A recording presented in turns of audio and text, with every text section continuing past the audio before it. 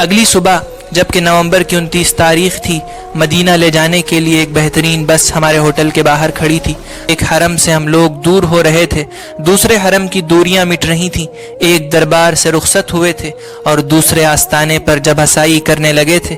لیجئے مکہ سے مدینہ آ گئے، راستے ہموار تھے، وحشی درندوں نے نہیں ستایا، دھوپ نے نہیں جلایا، ریتیلے ٹیلوں نے گرم ہواؤں کے سہارے گرد و غبار کی چادر نہیں اڑائی۔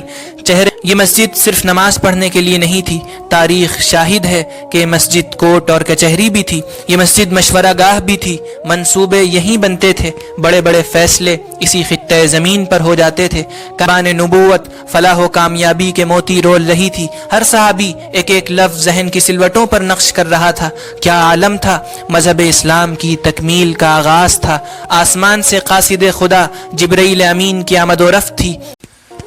بسم اللہ الرحمن الرحیم۔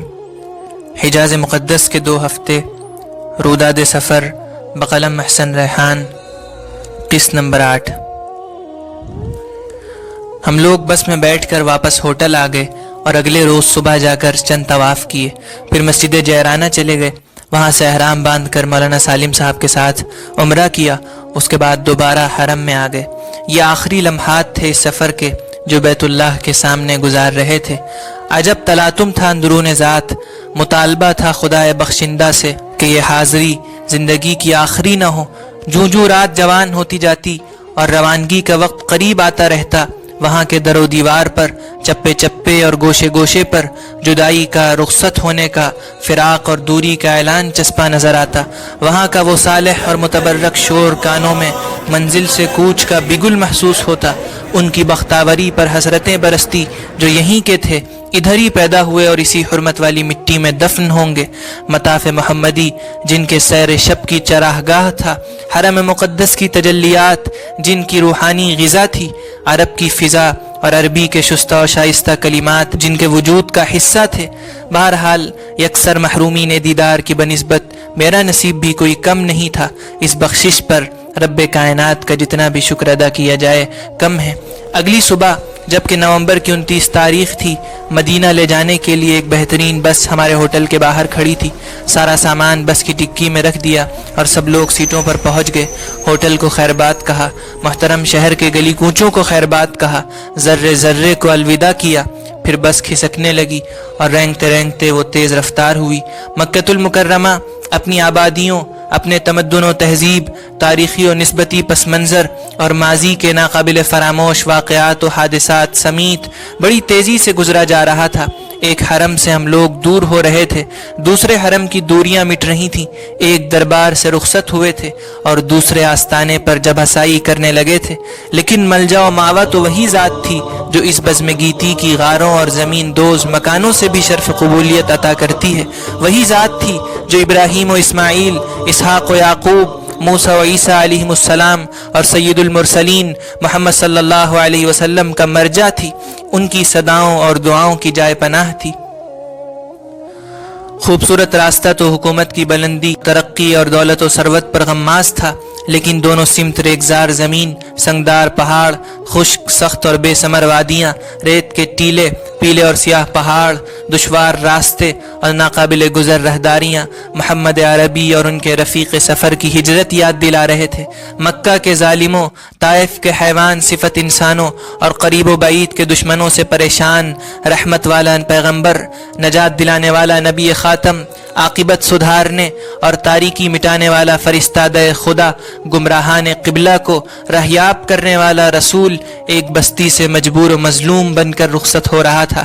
آج کی طرح ٹھنڈی اور آرام دہ بہترین سسپینشن پر جھولتی بسوں اور برق رفتار گاڑیوں میں نہیں، بلکہ سخت راستوں پر، شدید موسم میں اونٹ کی سواری پر اس کائنات کی سب سے عظیم ہستی سفر کر رہی تھی۔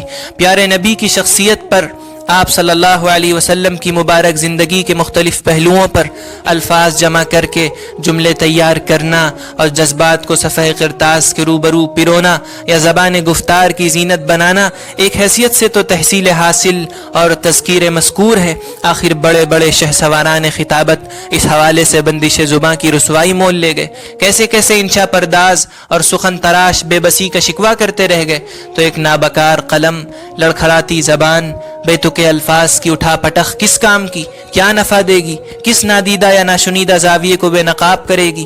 کن پوشیدہ رموز اور اعلیٰ خصلتوں کو حسن کا پیکر اور جمال کی خلق چڑھائے گی؟ سوال بظاہر بیجا نہیں، لیکن اس حقیر کا منشا بھی بے نتیجہ یا حرمانی مرام نہیں کہ اور کیا لا یکلف اللہ نفسا الا وسعہا کا نزول تکلیف ما لا یطاق کی بنا کنی کرنے کے ساتھ ساتھ بقدر استطاعت کوشش کی ترغیب نہیں دیتا؟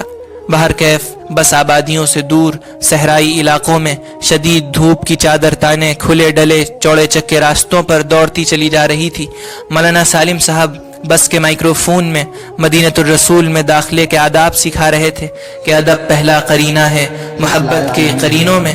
دوران سفر مکہ سے روانگی جہاں سرکار دو جہاں خاتم النبیین سید المرسلین امام الانبیاء محبوب کبریا جناب محمد رسول اللہ صلی اللہ علیہ وسلم آرام فرما ہیں، وہاں کے بارے میں کچھ لفظائی کر سکیں۔ میں بالکل اس لائق نہیں ہوں، لیکن حکم کی تعمیل میں اس غرض سے میں تیار ہوں۔ السلام علیکہ یا خلیفۃ رسول اللہ، السلام علیکہ یا وزیر رسول اللہ، السلام علیکہ یا صاحب رسول اللہ فی الغار۔ میری زندگی کے مالک یہ سفر قبول کر لے، میری زندگی کے مالک یہ سفر قبول کر لے،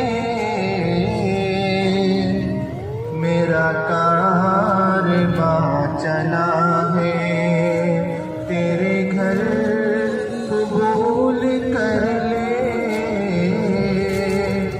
میرا کارواں۔ دوران سفر کبھی آگ بھی لگ جاتی اور کبھی شیشے سے سرخ سفید اور کتھئی رنگ کے اونٹ پھرتے نظر آ جاتے۔ یہی اونٹ تو مکہ سے مدینہ جاتے ہوئے حبیب خدا کی سواری تھے۔ کچھ آبادیاں بھی درمیان میں پڑتی تھیں اور پھر وہی غیر آباد بے آب و گیاہ سرزمینیں۔ 2.5-3 گھنٹے کے بعد بس ایک جگہ رکی جہاں طبعی ضروریات اور معدے کی بھوک مٹانے کا خاصا نظم تھا۔ ایک پاکستانی ہوٹل پہ کھانا کھایا۔ یہاں فرشی نظم میرے لیے قطعی غیر مترقبہ تھا۔ کچھ ہی دیر میں وہاں سے چل دیے اور ہر عروج را زوال است کے تحت سر پہ چڑھے سورج کو بھی زوال ہوا، چنانچہ وہ ڈھلنے لگا۔ موسم کی تپش کم ہوئی، مدینہ رسول کی آبادی شروع ہو گئی۔ کھجور کے لہلہاتے باغات نظر آنے لگے تھے۔ کچھ سبزہ بھی تھا جو زمین میں تبدیلی کی اطلاع دے رہا تھا، اور ساتھ ہی ایک صاحب نے بڑی بے تابی سے اور بے ساختگی سے اشارہ کیا کہ وہ مسجد نبوی کے مینار نظر آ رہے ہیں۔ اچانک بس ایک نشیبی سڑک پر اتری جو نسبتاً کچھ پتلا تھا اور مختلف راستوں سے ہوتے ہوئے مسجد نبوی سے 6-7 منٹ کے فاصلے پر موجود امجاد السلیم نامی ہوٹل کے بالکل سامنے ٹھہر گئی۔ مسافرین اترنے لگے۔ وہ 5 گھنٹے سے زائد وقت اس بس میں گزار چکے تھے اور منزل سے ہمکنار ہو چکے تھے۔ لیجئے مکہ سے مدینہ آ گئے۔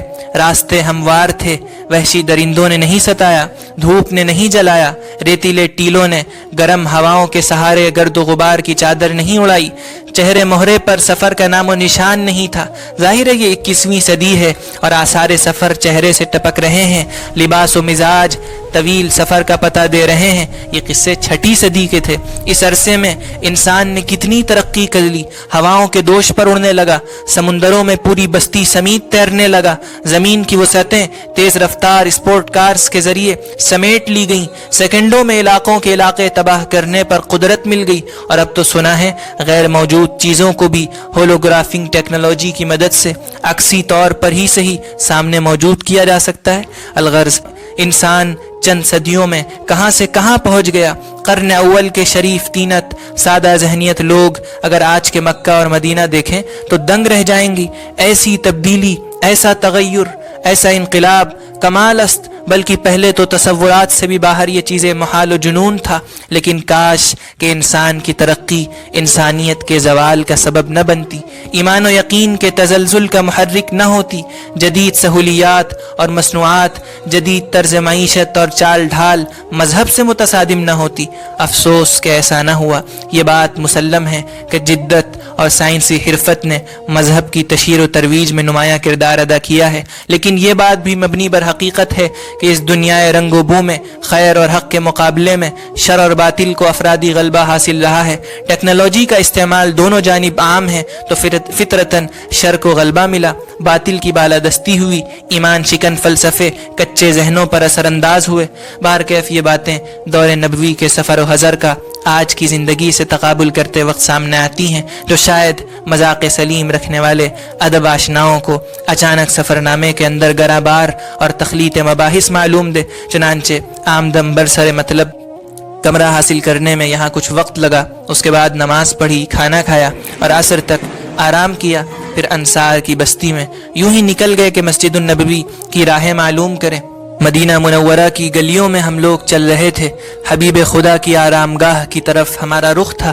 وہ کتنے مقدس دن تھے جب لوگ چھتوں پر، درختوں اور ٹیلوں پر چڑھ چڑھ کے نبی کی آمد کا انتظار کر رہے تھے، اور ایک روز اچانک ایک مختصر سا قافلہ نمودار ہوتا ہے، ہر طرف خوشی و مسرت کی لہر دوڑ جاتی ہے۔ باشندگان مدینہ استقبال محمدی کے لیے گھروں سے نکل جاتے ہیں، بچیاں شان نبوت میں قصیدے پڑھتی ہیں، دف بجاتی ہیں، ہر شخص تمنا کرتا ہے کہ رسول خدا ہمارے گھر ٹھہرے۔ لوگ اونٹ کی رسی پکڑنے لگ جاتے ہیں، لیکن آپ صلی اللہ علیہ وسلم فرماتے ہیں کہ یہ اونٹنی خدا کی جانب سے معمور ہے، لہٰذا جہاں بیٹھے گی وہی مقام ہوگا۔ چنانچہ حضرت ابو ایوب انصاری رضی اللہ عنہ یہ شرف پاتے ہیں۔ اسی طرف ہم لوگ بھی چل رہے تھے، عین ممکن ہے کہ قصوہ اونٹنی بھی یہیں سے گزری ہو۔ اس سرزمین سے ایسی انسیت اور تعلق خاطر محسوس ہو رہا تھا گو کہ نقش قدم چومتے چلتے چلتے مختلف دکانوں، ہوٹلوں اور گھروں سے گزرتے ہوئے مسجد نبوی کے قریب پہنچ گئے، اور یک بیک وہ نظروں کے سامنے تھی۔ دائیں جانب مسجد غمامہ تھی، خوبصورت راستہ اپنے نقش و نگار اور تراش خراش کے اعتبار سے بھی جاں گزی تھا، اور پھر یہ راستہ محمد مصطفیٰ اور ان کے جانثار ساتھیوں کی آمد و رفت اور چلت پھرت کی سعادت رکھتا تھا۔ کبوتر خوب تھے، بے شمار لوگ تھے جو مسجد میں داخل ہو رہے تھے۔ گیٹ نمبر 313 سے ہم لوگ مسجد میں داخل ہوئے۔ یہ مسجد اسلام کی دوسری مسجد تھی، اس کے معمار دنیا کی افضل ترین ہستیاں تھیں، اس کی دیواریں اٹھانے والے محمد اور ان کے جانثار ساتھی تھے۔ پتھروں کو گارے کے ساتھ چن دیا گیا، کھجور کی ٹہنیاں اور تنے چھت کے لیے استعمال ہوئے، اور اس طرح سادگی اور وقار کے ساتھ مسجد کا کام مکمل ہوا۔ جس زمین پر یہ مختصر لیکن عظیم المرتبت تعمیر ہوئی وہ سہل اور سہیل نامی دو یتیموں کی ملکیت تھی، جس کو نبی کریم صلی اللہ علیہ وسلم نے ان کی رضامندی سے لے لیا تھا، باسرار قیمت ادا کی، پھر مسجد کے لیے وقف کیا۔ مسجد سے متصل ایک چبوترا بنایا گیا جو ایسے افراد کے لیے دارالاقامہ تھا جن کا مدینہ منورہ میں اپنا گھر نہ تھا۔ یہ مسجد صرف نماز پڑھنے کے لیے نہیں تھی، تاریخ شاہد ہے کہ یہ مسجد کوٹ اور کچہری بھی تھی، یہ مسجد مشورہ گاہ بھی تھی، منصوبے یہیں بنتے تھے، بڑے بڑے فیصلے اسی خطہ زمین پر ہو جاتے تھے، کائنات کا اہم ترین علم وہیں دیا جاتا تھا، نورانی مجلسیں وہیں آراستہ ہوتی تھیں۔ دل مچل جاتا ہے، جذبات میں تلاطم ہوتا ہے جب اسب تخیل پہ سوار اس مسجد کی ان مجلسوں میں حاضر ہوتے ہیں جن میں خدا کے رسول جلوہ افروز تھے، ارد گرد غلامان رسول حلقہ بنائے تھے، ابو بکر و عمر وہاں تھے، عثمان و علی، بلال و زید، ام رسول امیر حمزہ جس مجلس میں تھے، زبان نبوت فلاح و کامیابی کے موتی رول رہی تھی، ہر صحابی ایک ایک لفظ ذہن کی سلوٹوں پر نقش کر رہا تھا۔ کیا عالم تھا، مذہب اسلام کی تکمیل کا آغاز تھا، آسمان سے قاصد خدا جبرائیل امین کی آمد و رفت تھی، نور ہدایت نے یثرب کو مدینۃ الرسول بنا دیا تھا، لڑنے جھگڑنے والوں کو صبح و شام طاؤس و رباب میں مست رہنے والوں کو اور لڑکیوں کو زندہ درگور کرنے والوں کو راز حیات دے دیا گیا تھا، ان کو پیدا کیے جانے کا مقصد بتا دیا گیا تھا، ان کے قبلے سدھار دیے گئے تھے، زندگیاں بدل دی گئی تھیں، تربیت اور تزکیے کی ایسی مثال پیش کر دی تھی کہ اطراف عالم میں اس کی نظیر نہیں ملتی، ایسا انقلاب برپا کر دیا تھا جس کو نبی کے ایک دیوانے سیدنا ربیعی ابن عامر نے رستم کے دربار میں کس شان سے بتایا تھا۔ اللہ ابتعثنا لنخرج من شاء من عبادت العباد الى عبادت اللہ ومن ضيق الدنيا إلى سعتها ومن جور الأديان إلى عدل الإسلام. اللہ نے ہمیں مبعوث کیا ہے کہ ہم اللہ کے بندوں میں سے اللہ جن کو چاہے ان کو بندوں کی غلامی سے نکال کر اللہ کی بندگی کی طرف لائیں، دنیا کی تنگی سے نکال کر اس کی وسعتوں میں لے جائیں، اور دنیا کے مختلف مذاہب کے ظلم و جور سے نکال کر اسلام کے عدل و انصاف کی طرف لائیں. جاری.